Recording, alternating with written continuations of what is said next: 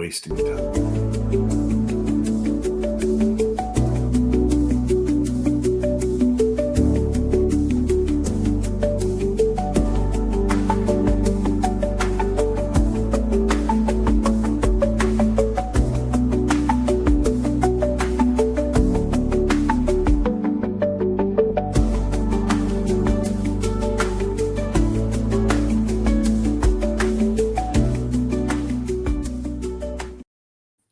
Welcome back to the Realty Rundown. This is episode 22 titled, What Are Closing Costs? What Buyers and Sellers Need to Know. I am your host, Nic Wyse, and with me as always is my co-host, Nathan Schwartz. That's right. Hey, everyone. Today's episode is all about something that surprises a lot of people in a real estate transaction, and that would be closing costs. Whether you're buying or selling, you're going to have some expenses due at closing, but what exactly are those and how much should you expect? Exactly. So we're going to try and break it down for you step by step. What closing costs are, what buyers typically pay, what sellers are responsible for, and then there's some variation depending on the loan type, the agreement, sometimes the location. So just trying to give you insight so you guys can avoid any surprises when you get to that point.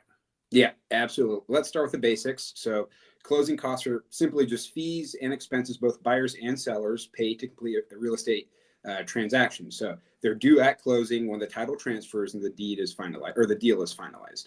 That's right. Yep. So it's always something we tell people when we're getting ready to list a property or, when they're getting ready to buy. As a buyer, sometimes you may have some expenses, but typically there's no money changing sides. There's no money moving anywhere until closing.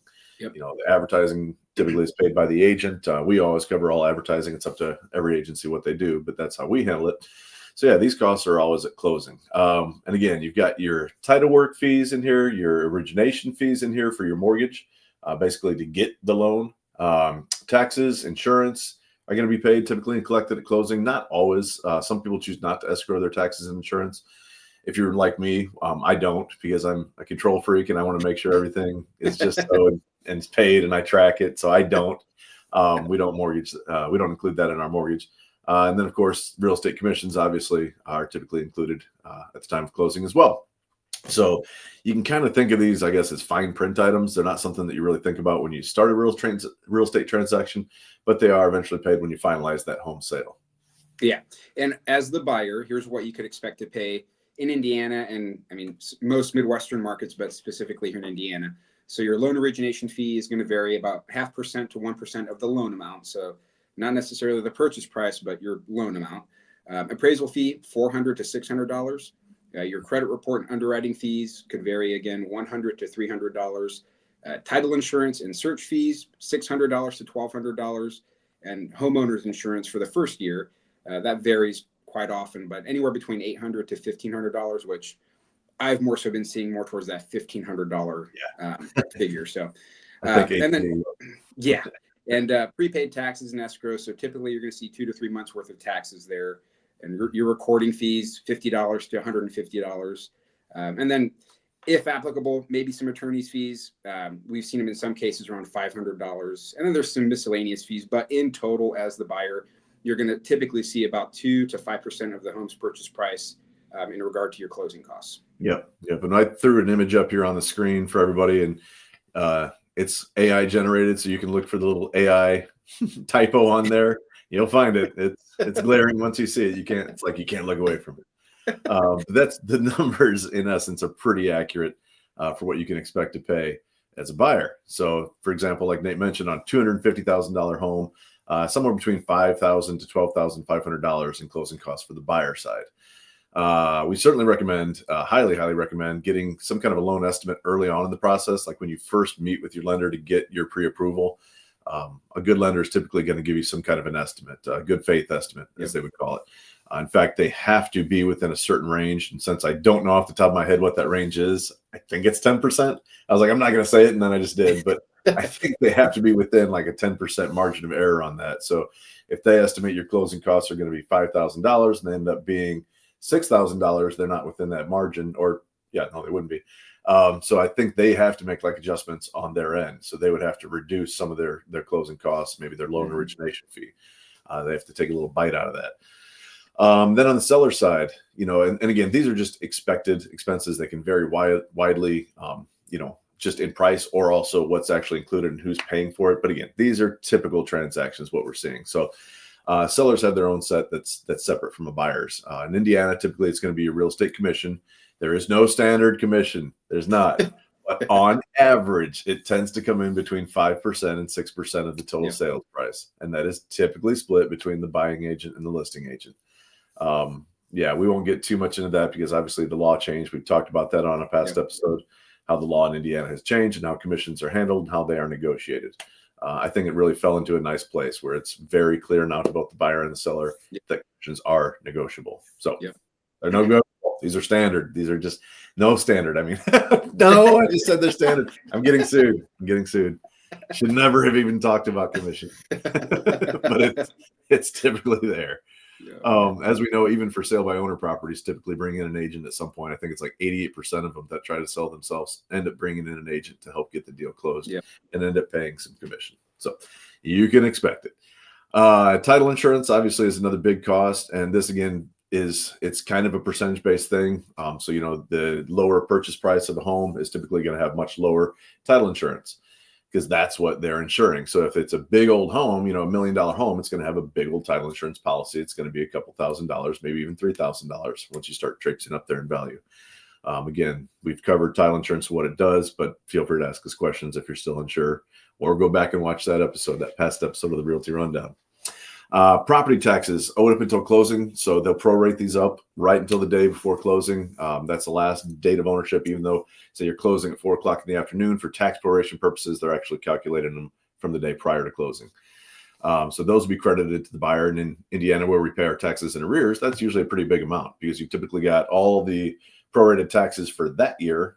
So like right now, if we're closing a property today, they would escrow 4 months of taxes that have accumulated. Plus, typically last year's taxes that are not yet due and paid. So that would be like fall taxes are not yet due in Indiana and paid. So they're typically going to be credited to the buyer as well. Then it's the buyer's responsibility to pay those. Sometimes if you're in a neighborhood with an HOA, you're going to have HOA transfer fees. I've seen this be, $250. Sometimes it can be a substantial little amount, often paid by the seller, but again, negotiable. Mortgage payoff, prepayment penalties. So the mortgage payoff is just what it sounds like. The title company is going to pay that mortgage off at the time of closing. We'd really like to have them handle it because we make sure that it's a relevant amount. And then prepayment penalties are really rare in Indiana because your standard Indiana mortgage is not going to have prepayment penalties. But you may have a private mortgage that does. You may have, some other mortgages that will have those prepayment penalties. So if you don't run the full 30 years, you have to pay some kind of penalty to close out that mortgage. And then your settlement, or in many states they refer to it as an escrow fee. And there are different types of escrow fees. We just had one yesterday where the seller was unable to get some repairs completed by the time of closing. So they escrowed money to set aside. So if the repairs are going to be more than we had already set aside to pay the contractor, there was another $1,500 there to cover if there are additional expenses. To do that, to set that money in escrow at the title company, there was a fee. It was a $250 fee just to have that money sitting there. So that's one of the fees that you don't see a lot, but it can happen. The settlement fee is, pretty standard. You're going to see that on every closing. If you're closing out a title company and they're doing a nice insured closing for you, there's going to be a fee to do that. Again, on here, $300 is typically on the low side. You might see that for a cash transaction. If there's a lender involved, probably going to push that to more $400, maybe $450, or even $500 in this area. If you go over to St. Joe, they're a little higher. So that's why you see the $800 on there. So again, what you can expect as a seller when you're getting ready to sell your home and you get that market analysis. If you get one from us, it's going to include a net sheet with these numbers all in it, which is very handy. But you might not if you don't work with the Nic Wyse team. So you can expect to pay about 6 to 8% of the sales price in your closing costs. Yeah. So basically, if you're selling a $300,000 house, you're probably looking between $18,000 to $24,000 in total closing costs, depending on your loan and whether you have any additional taxes or fees. Mm-hmm. Yep. And just to kind of reiterate again, closing costs can be negotiated. This is the usual that we've kind of expressed here, but it's not uncommon for, a buyer to request that the seller pay some of their closing costs. We've done some of this in a previous episode, so I don't want to go too far into it, but the seller can contribute to the buyer's closing costs. They cannot pay for their down payment, but they can contribute to their closing costs. And that varies by your loan package. Like a conventional loan, if you put down less than 10% on a conventional loan, I think you're capped out at 3% that the seller can contribute. So, However, if you're putting down, I think it's over 25%, they could even go up to 9% that they can contribute, if your closing costs are that high. The other thing that you can do with those, if the seller's willing to pay some money towards your closing costs, you can actually use that money to buy down your rate. You can do like a 2-1 buy down. And again, we've talked about that a little bit in the past, so I'm not going to go too far into it, but there are ways to get your rate lower, either temporarily or permanently by buying it down. There's a cost to do that. So you can have the seller help you out with that. That's a great way to do it. VA caps out at 4% they can contribute. And I think FHA is at 6% that they can contribute. Yeah. That's the most. Yep. So yeah, just a nice thing to help buyers, some of those early out-of-pocket expenses in addition to their down payment. Yeah. And that doesn't necessarily mean that the seller's losing money if the seller contributes towards the buyer's closing costs. Sometimes they'll agree to cover closing costs in exchange for a slightly higher purchase price. But again, it all just depends on the deal. It does. We certainly see that. Typically, if the buyer's going to ask for closing costs, they're almost certainly going to go in at asking price, or they should. Yeah. Unless it's been sitting out there for a long time, we're willing to throw an offer out there and see what sticks. But typically, it's going to be a full price offer, or sometimes they're going to go a little bit over. We just had that actually this week as well. Congrats to James and Naomi Troyer, who sold their house. We went pending on theirs this weekend. It's a VA buyer, and so the VA buyer said, "Hey, I'll give you $2,000 over your asking price for the home. We're pretty confident it'll appraise still for that." And then in return, they're paying $2,000 toward that VA buyer's closing costs. So tit for tat ends up being basically a break-even point for the seller. So again, just want to give, kind of a recap on some of this stuff. Quick tips, buyers, make sure you're getting that loan estimate early, understanding with your lender, walking you through every line item, what you're going to be paying. Sellers, you're going to be doing this more so with your agent. You're going to get that net sheet we talked about. That's going to break down all your expenses. We always like to do a high and a low end. So you're going to be getting 2 when you go with the Nic Wyse team. We're going to give you 1 kind of, like, let's shoot for the moon and go for this price. And then a little more like, hey, if we don't get it for that, this is probably more likely the sales price, your expenses line item by line item. So you know what you're going to walk away from the table with at the end of the day.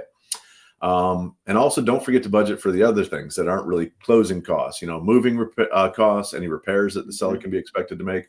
As we mentioned, a lot of times those are included right on the settlement statement, paid through closing. Title company sends out a check to the contractor based off the invoice that they had sent in. Then of course, if you're selling your home, you got to figure in your next housing expenses too. So you got your closing costs to sell, and then you may be turning right around and having closing costs to buy.